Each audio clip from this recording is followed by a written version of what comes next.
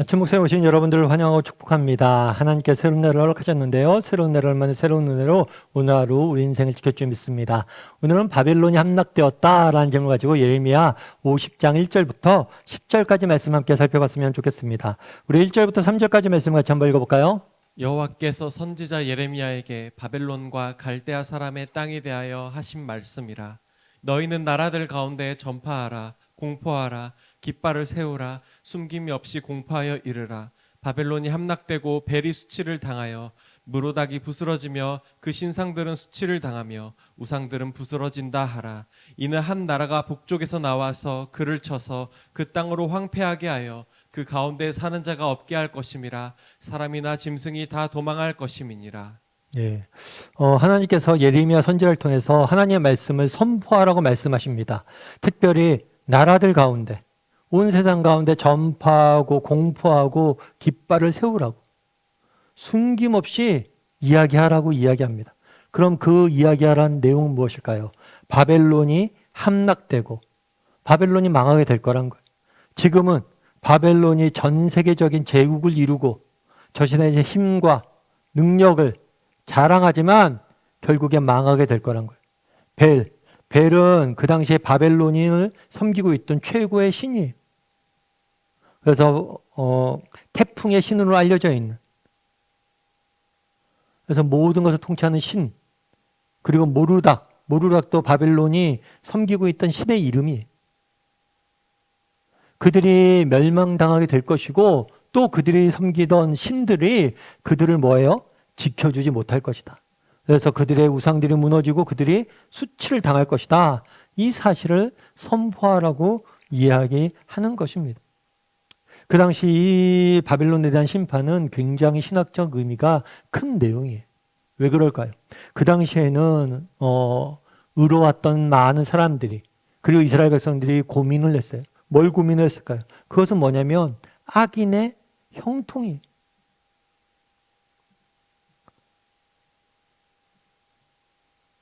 이해할 수 있죠. 하나님께서 이야기합니다. 이스라엘에 대해서 정말 너희가 죄를 졌고 너희가 심판을 받아야 된다. 오케이. 하나님, 그래요. 우리가 잘못했습니다. 우리가 죄를 범했습니다. 우리가 죄의 대가를 받아야 되죠. 그런데 바벨론은 어떻습니까? 바벨론은 우리보다 더 악한 나라 아닙니까? 그런데 어떻게 바벨론은 저렇게 형통합니까? 오히려 의인이 형통하고, 어떻게 악인이 형통하고 의인이 고난을 당합니까? 이것을 어떻게 이해해야 됩니까? 라는 문제를 제기했던 것. 사실 그렇죠. 이 땅 살려면 우리도 경험하는 거죠. 정말 우리가 예수님을 믿습니다. 예수님 믿고 정말 믿는 사람들께 살려고 노력을 합니다. 그럼 만사형통해야 되잖아요. 그런데 그렇지가 않아요.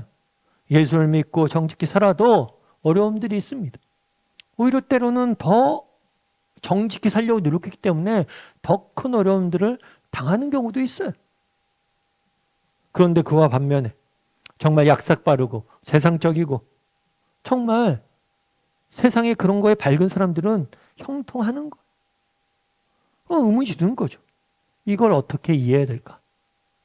하나님 말씀하신 게 무엇입니까? 아니라는 거예요. 눈앞에 지금의 당장 이루어지는 악인의 형통을 부러워하지 말라는 거예요. 왜요? 그들은 결국에 더 큰 심판을 받게 되기 때문이. 하나님이 때가 되면 그들 역시 더 큰 심판으로 받게 된다는 거예요. 그래서 악인의 형통을 부러워하지 말라. 왜냐하면 악인의 형통은 사망으로 가는, 심판으로 가는 지름길이기 때문이에요. 차라리 고난을 당한다면 그 어려운 가운데 하나님이라고 찾을 텐데 형통해서 더 하나님으로부터 멀어지는 사망을 향한 지름길이기 때문에 악인의 형통을 부러워하지 말라는 거예요. 그러면서 의인의 고난에 대한 답을 주십니다. 우리 4절부터 5절까지 한번 읽어볼까요? 같이 읽도록 하겠습니다. 여호와의 말씀이니라. 그날 그때 이스라엘 자손이 돌아오며 유다 자손도 함께 돌아오되 그들이 울면서 그 길을 가며 그의 하나님 여호와께 구할 것이며 그들이 그 얼굴을 시온으로 향하여 그 길을 물으며 말하기를 너희는 오라. 잊을 수 없는 영원한 언약으로 여호와와 연합하라 하리라. 그날 그때 하나님께서 언젠가 이스라엘 백성들을 회복할 날이 올 거라는 거예요. 그때가 되면 하나님께서 영원한 언약으로 너희를 지키고 보호할 것이라는 것. 그래서 앞서 이야기했던 것처럼 정말 악인의 형통 부러워하지 말라는 거예요. 왜냐하면 이건 심판을 향한 지름길. 그럼 의인의 고난 너무 낙심하지 말라는 거예요. 왜요? 언제가 하나님께서 모든 것을 회복시키시고 너희를 더욱더 아름답게 빚을 것이기 때문이라는 거예요. 이 사실을 확신하고 살라는 거예요. 우리도 마찬가지예요. 이 땅을 살다 보면 악인의 형통을 너무나 많이 지켜봅니다. 악인의 형통 못지않게 의인의 고난도 너무나 많이 지켜봅니다. 하지만 우리 하나님이 계셔요. 여러분, 하나님께서 모든 것을 바로 잡아주실 거예요. 그 사실을 확신하라는 거예요. 저는 개척하기 전에 옥하는 목사님 모시고 오랫동안 국제지사로 사역을 했습니다. 옥 목사님이 한 번은 그런 이야기를 하셨어요. 어떤 이야기를 하셨냐면 옥 목사님이 개척하고 한참 잘 나갈 때였어요. 한참 교회도 성장하고 정말 열심히 이렇게 사역하고 많은 열매도 있고 그럴 때 사실 옥 목사님이 가끔 그런 얘기를 하셨거든요. 참 내가 처음에 개척했을 때 너무 도와준 사람이 없고 그래서 너무 힘들었다. 그래서 목사님도 교회를 한번 옮기셨어요. 처음에 개척했던 데 사람이 너무 안 모여서. 교회 개척 장소로 또 옮기고 또 옮겨서도 여건이 많이 안 좋았죠. 그럼에도 불구하고 하나님 은혜 주셔서 정말 잘 될 수 있도록 은혜를 주신 거죠.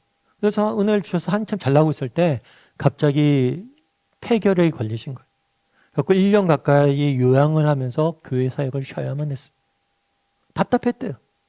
아니 하나님 그렇게 고생하다가 이제 조금 뭔가 할 만한데 이제 조금 자리 잡고 뭔가 이제 조금 빛을 보는 것 같은데 느닷없이 건강의 문제를 하나님께서 치신 거죠. 너무 이해가 안 됐대요. 왜 하나님께서 이런 고난을 우리에게 허락하시나. 그는 나중에 그런 얘기 하더라고요. 그것은 내게 변장된 축복이었다. 그 당시에 원망했지만 그렇지 않았다는 거예요. 왜 그랬을까요? 그 시기를 통해서 자기가 굉장히 겸손해졌대요. 만약에 그때 그렇게 아파서 쉬지 않았다면 자기가 이상한 괴물로 변해 있을 수도 있었대요. 그렇겠죠. 교회가 점점 성장합니다. 잘 나갑니다. 사람들이 옥하는 합니다. 그러니까 그러다 보면 교만에 빠지기 싹 좋았다는 거예요.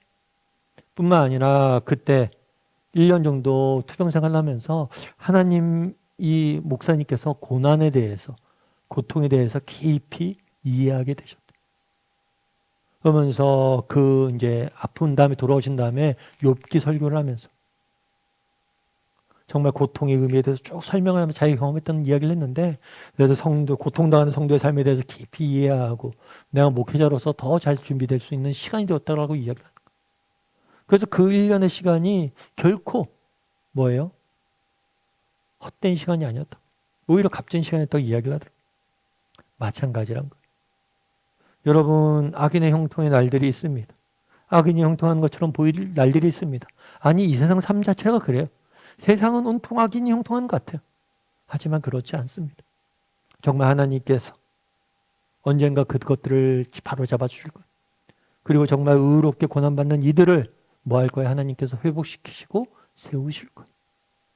그런 믿음을 가지고 정말 악인의 형통을 부러워하지 않고 또 고난 중에도 하나님에 대한 소망을 잃지 않는 저나 여러분이 되기를 주님의 이름으로 소원합니다. 우리 함께 기도했으면 좋겠는데요. 기도하실 때 오늘 말씀 기억하면서 기도했으면 좋겠습니다. 때로는 이 땅을 살다 보니 참 우리가 이해되지 않을 순간들이 있습니다. 참 받아들이기 어려운 순간들이 있습니다. 그것은 악인의 형통이고 의인의 고난이에요. 왜 우리가 이렇게 바르게 믿음을 가지고 살려고 그러는데 형통하지 않을까요? 오히려 세상적으로 그렇게 살아간 사람들이 왜 이렇게 형통할까요? 그런 의문이 들 때가 있습니다. 그럴 때라도 악인의 형통을 부러워하지 않게 도와주시옵소서. 그것은 사망으로 가는 지름길임을 기억하고 악인의 형통을 부러워하기보다는 정말 오늘 내가 비록 고난과 역경과 어려움이 있지만 하나님께서 이 모든 걸 통해서 더 아름답게 우리를 비추실 것이고 언젠가 우리를 회복시킬 것이라는 믿음을 가지고 생명의 기름을 확신하고 믿음의 길을 한 걸음 한 걸음 걸어갈 줄 아는 사람들이 되게 해달라고 오늘 말씀 기억하면서 각자 깨닫고 느낀 점이 있다면 이 시간 목소리와 같이 기도하도록 하겠습니다. 같이 기도하시겠습니다.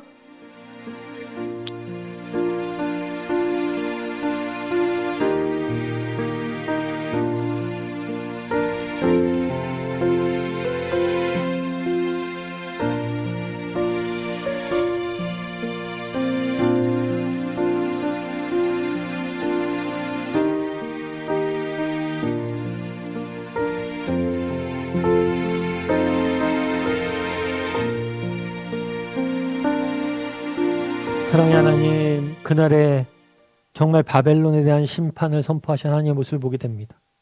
정말 때로는 이 땅에 살다 보니 악인이 형통하는 것처럼 보이고 의인이 고난당한 것처럼 보이는 현실을 너무나 경험할 때가 많습니다. 하지만 그것이 끝이 아닙니다. 언젠가 하나님이 때가 되면 그 악인들의 악행을 바로잡아 주실 것이고 또 의인의 고난이 정말 무의미하지 않았음을, 이걸 통해서 우리를 더욱더 아름답게 빚어주시고 우리를 회복시키셨음을 깨닫게 될 때가 있을 겁니다. 그런 믿음을 가지고 이 땅에서 악인의 형통을 부러워하지 않게 도와주시고 이 땅에서 정말 믿음을 가지고 믿음의 길을 걸어갈 수 있는 우리 모두가 될 수 있도록 주여 붙잡아 주시옵소서. 아버지 하나님, 이 땅의 삶이 결코 쉽지 않습니다. 고난과 역경이 있을 때가 있습니다. 그럴 때라도 우리를 붙잡고 계신 하나님의 선하신 손길을 바라봄으로 믿음으로 승리하는 우리 모두가 될 수 있도록 주여 붙잡아 주시옵소서.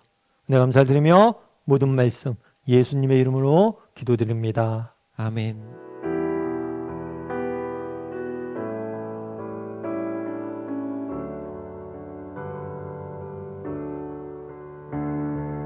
내 평생 사는 동안 주 찬양하리.